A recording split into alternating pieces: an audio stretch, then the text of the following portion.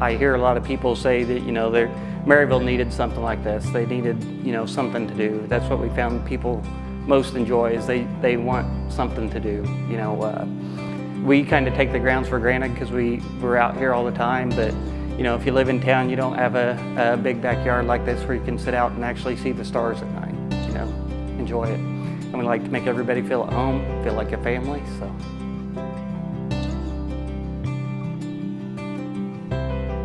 Retired structural iron worker from Local 10 out of Kansas City, and I wanted something to do in retirement, and I thought this would be a good endeavor to keep me busy. And probably the thing that I enjoy the most about it is it brings the family around, and it's kind of a family affair. It started out kind of slowly. The entire property was a timber, so we started from the ground up, you might say. We cleared it, built some ponds, established the vineyards, got them growing. It takes about 3 to 4 years to have fruit, and then from that point on you start making your winemaking, and everything just kind of evolved from there. Being able to be with your family, being involved, and keeping us all together, brings the kids around. I get to see them, they're involved, and keeps them close to home, we might say, and that's what comes to my heart. Well, my daughters are the primary winemakers, and I try to maintain the vineyard part of it and the grounds and so forth, and we all try to participate in different activities as far as what's going on in the vineyard or the winery. I help them in the winery when they need me, and they help me in the vineyard when I need them, and so it works real good. I am one of the winemakers. My sister and I both do the winemaking here. I'm also kind of the event coordinator. I plan the food trucks, the events, the music, that kind of thing, set up parties.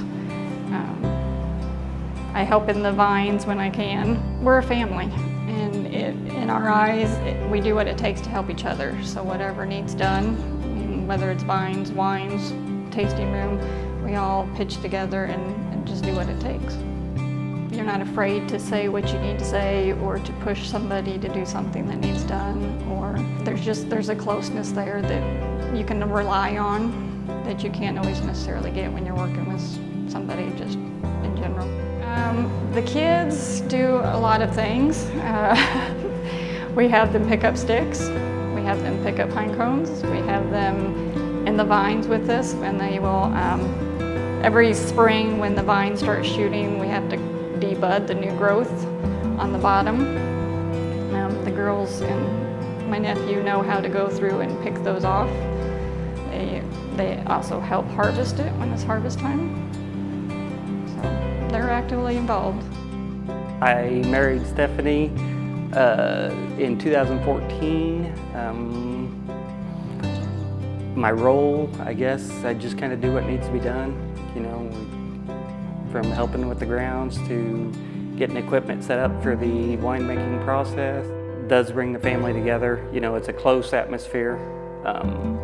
Whenever we're here working through the day or week or whatever, we come in for a meal and all sit around the table and talk, and then we go back out and finish our job. It's fun because they do get involved, and like I said, sometimes you feel bad because you're out here in the winery so much to where they're inside, doing their homework or such, but yeah, when they can get outside in the vineyard with us and get involved, it's, like I said, it's a big family atmosphere, from the girls to the nephews, and everybody's out there. So I didn't marry into it to be part of this process. I married into it for my wife. I enjoy being part of the family, feeling welcomed. As 5 years ago or 6 years ago, I didn't even like wine, and Stephanie found the wine I liked, and it just kind of evolves from there, and your taste evolve, and this stuff goes from there, so yeah. We're trying to keep it pretty much here, we're not trying to outsource, go to different events in different regions and stuff. We're trying to keep it right here, so it's here to enjoy, and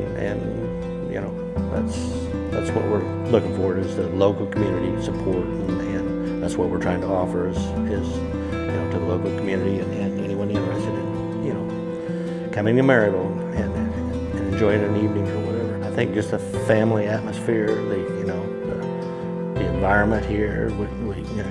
The grounds are kind of open for the public to tour and whatnot.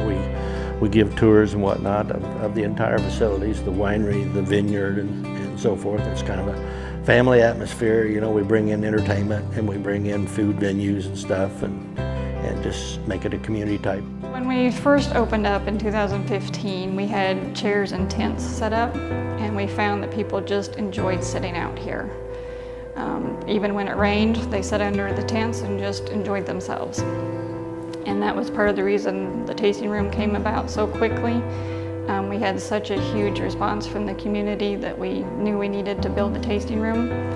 And from there, the entertainment just kind of followed. And like I said, we just have a huge support from the community, and they like to come out and just hang out. Still, I want to see it grow, but I don't want it to grow so big that it loses the atmosphere, the family, the smallness of it. I want to do more events and eventually, hopefully, weddings. We've had people say that it's like a little Napa Valley out here, and they didn't realize this close to Maryville that something like that could exist. And we treat people as family. We have several people that's what they have said. They visit often, and they say we treat them like family, and they like that.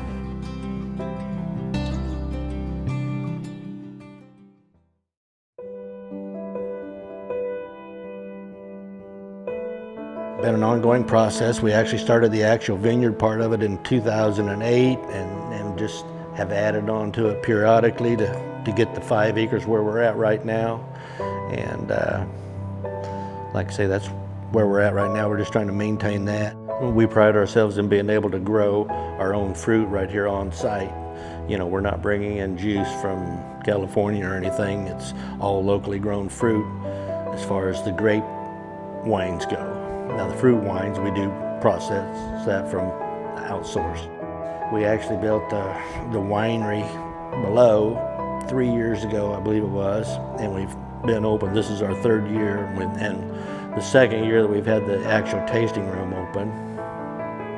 And most of our equipment in the winery and stuff is purchased from Italian. Everything's Latina, and that comes from Italy and so forth. So we had some hiccups, you might say, in waiting for the certain items to come over from Italy. So it's been interesting and adventure. We have 7 different varieties of grapes. They are what they call cold hardy grapes, which means they withhold the weathers of the colder temperatures better than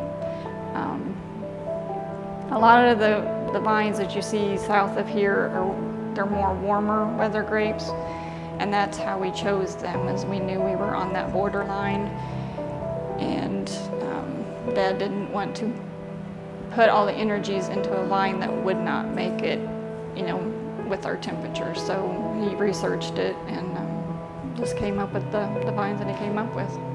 The challenges I faced in the winery is it is a cross between science and art. And sometimes the science doesn't always work the way it's supposed to.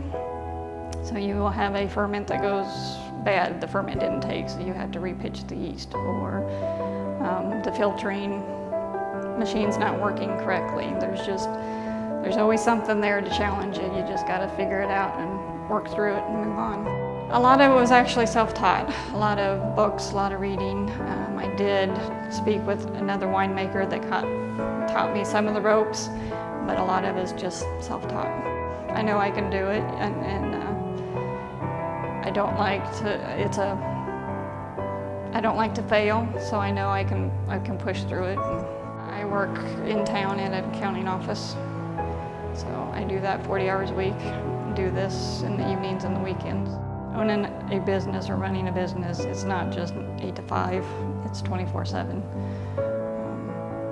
At night you're thinking about it, in the day you're doing things. I can't even tell you how many hours.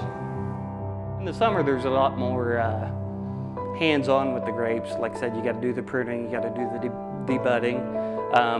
when it gets close to August and September, you know, you got to get ready for harvest, stuff like that. The winter, the grapes kind of go in a dormant stage, which is, I mean, they're getting ready to come out of that right now, which is why we're in the pruning stages. In the winter, we're more focused on the winemaking process because, like I said, harvest is in August or September, so you got your 2 months of winemaking. So usually by Christmas time, we like to be bottled. Sometimes we are, sometimes we're not. On Friday or Saturday nights when we're open, if I'm here, if we're not at a football game or something with Michaela, she cheerleads, I'm usually behind the bar doing the tastings. You know, it's kind of interesting to see the people's reactions as they taste the different wines.